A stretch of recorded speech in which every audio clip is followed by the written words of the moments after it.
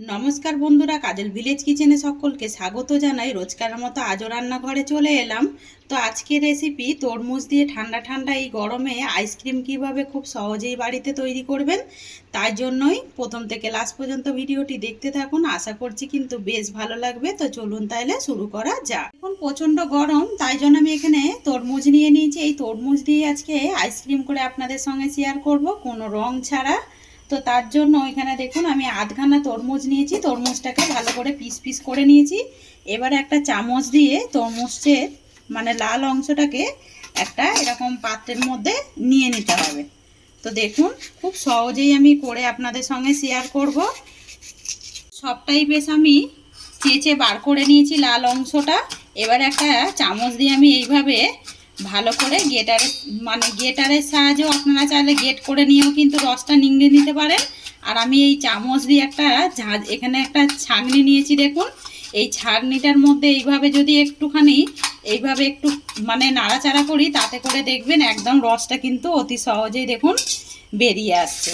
আর আপনারা যদি পারেন তো তাহলে কিন্তু দানাগুলো ছাড়িয়ে নিয়ে মিক্সিং জারে দিয়েও পেস্ট করে নিতে পারেন, তাতে করেও কিন্তু তাড়াতাড়ি হবে। আর দেখুন সব কিন্তু আমি তরমুজের জুসটা বার করে নিয়েছি। আর দেখুন কালারটা দেখুন, এতে কিন্তু কোনো কালারই দরকার লাগবে না। এই কিন্তু এরকমই আইসক্রিম ভালো হবে। আর প্রচণ্ড গরম, তার জন্য দেখুন আজকে আমি আইসক্রিম পেতে আপনাদের সঙ্গে শেয়ার করব। খুব সহজেই কিন্তু বাড়িতে আপনারা তৈরি করতে পারবেন। এবার আমি গ্যাসটাকে অন করে দিলাম, একটা কড়া গরম হতে বসিয়ে দিয়েছি। এই কড়ার মধ্যেই দিয়ে দেব যেই জুসটা বের করে নিলাম তরমুজের, এইটা দিয়ে দিতে হবে। আর দিয়ে এই সঙ্গে দেখুন আমি এখানে কর্নফ্লাওয়ার নিয়ে নিয়েছি। আমি কিন্তু পুরো ভর্তি ভর্তি নিয়ে নিয়ে একদম নিচে রয়েছে, এরকম চামচে 3 চামচ হবে আমি দিয়ে দেবো। এই কর্নফ্লাওয়ারটা দিয়ে খুব ভালো করে মিশিয়ে নেব। আর এটা কিন্তু ঠান্ডা অবস্থাতেই কিন্তু মেশাতে হবে, না হলে কিন্তু ডেলা পাকিয়ে যেতে পারে। তাই জন্য আমি খালি গ্যাসটা অন করে আমি জুসটাকে দিয়ে ভালো করে কর্নফ্লাওয়ারটাকে মিশিয়ে দিলাম। দেখুন তো দেখুন আমি এই কর্নফ্লাওয়ারটা দিয়ে খুব ভালো করে মিশিয়ে নিলাম। এবারে দেখুন 1 হাতা চিনি নিয়েছি আমি, এই চিনিটা এর মধ্যে দিয়ে দেব। দিয়ে আর বেশি চিনি দেবার দরকার নেই, তরমুজটা যেহেতু মিষ্টি রয়েছে আর এর মধ্যে তো আমরা জল কোনো ব্যবহার করিনি, তাই জন্য এই চিনিটাতেই যথেষ্ট মিষ্টি হয়ে যাবে। তো এবারে খুব ভালোভাবে এটাকে মিশিয়ে নেব, চিনিটাকে আমি গুলতে দেব। আর দেখুন চিনিটা একেবারে কিন্তু ভালো করে মিশে গেছে। এবারে আমি এই গ্যাসটাকে অফ করে দেব, দিয়ে এটাকে খুব ভালোভাবে এইভাবে ঠান্ডা করে নিতে হবে। আর এই দেখুন বেশ কিন্তু ঠান্ডা হয়ে গেছে, আর বেশি ঠান্ডা করার দরকার নেই। আমি এখানে আইসক্রিমের মল নিয়েছি, আপনারা চাইলে কিন্তু গ্লাসের মধ্যেও বসাতে পারেন।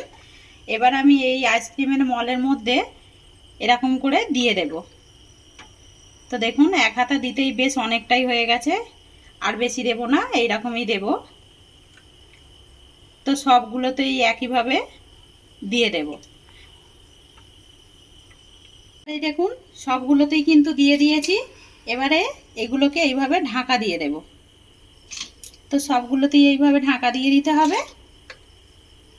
এই গরমে কিন্তু এরকম ঠান্ডা ঠান্ডা যদি একটু আমরা বাড়িতেই আইসক্রিম পেতে ফেলি, তাহলে কিন্তু সবাই মিলেই খাওয়া যায়। দেখুন আধখানা তরমুজ দিয়ে কিন্তু বেশ অনেকগুলোই আইসক্রিম বাড়ির মধ্যে হয়ে গেল।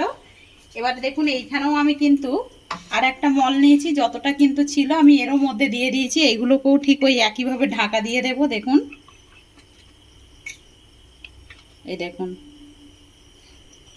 এইটাকে আমি সারা রাতের জন্য ডিপ ফ্রিজের মধ্যে রেখে দেব। আর আপনারা 5 থেকে 6 ঘন্টাও কিন্তু দিনের আলোয় রেখে দিলে পরেও সকালে যদি করেন তাহলে কিন্তু হবে। আমি এটাকে সারা রাতের জন্য এখন রেখে দেব। এখন আইসক্রিমগুলোকে বার করে নিয়ে এসেছি, বলেইছিলাম যে সারা রাত রাখার পর সকালে আমি আজকে বের করে দেখাবো। তো দেখুন সকালবেলা নিয়ে এসেছি। আর অপর দিকে দেখুন একটা থালার মধ্যে জল নিয়ে নিয়েছি। এই জলের মধ্যে আইসক্রিমগুলোকে এভাবে একটু ডুবিয়ে দেব, তাতে করে কিন্তু খুব সহজেই আইসক্রিমগুলো বেরিয়ে আসবে। এখন এবারে আমি একটা জল থেকে তুলে নিয়েছি, বের করে দেখাচ্ছি। দেখুন আইসক্রিমগুলো কতটা সুন্দর হয়েছে। আর অপর দিকে দেখুন একটু বরফ নিয়ে নিয়েছি, যাতে এর মধ্যে দিলে পরে তাহলে অনেকক্ষণ কিন্তু গলে যাবে না। তো দেখুন বন্ধুরা, তরমুজ দিয়ে আমি বাড়িতে কয়েকটা উপকরণ দিয়ে কিন্তু আইসক্রিম ঘরের মধ্যে গড়ে নিলাম। একদম কত রকমের আইসক্রিম হয়েছে দেখুন। তো রেসিপিটি আজকে কিরকম লাগলো কমেন্ট করে জানাবেন। যদি ভালো লেগে থাকে এই গরমে বাড়িতে তৈরি করবেন, খেয়ে একটা কমেন্ট করে জানাবেন যে কিরকম লাগলো। তো রেসিপিটি যদি ভালো লেগে থাকে লাইক শেয়ার কমেন্ট করবেন, বন্ধুদের সঙ্গে শেয়ার করবেন, আর এই ছোট্ট চ্যানেলটিকে সাবস্ক্রাইবার করে নেবেন। আমার এরকম নিত্য নতুন রান্নার জন্য পাশে থাকা বেল আইকনটি প্রেস করবেন। সবাই ভালো থাকবেন, সুস্থ থাকবেন। ধন্যবাদ। আবারও নতুন রেসিপি নিয়ে ফিরে আসবো।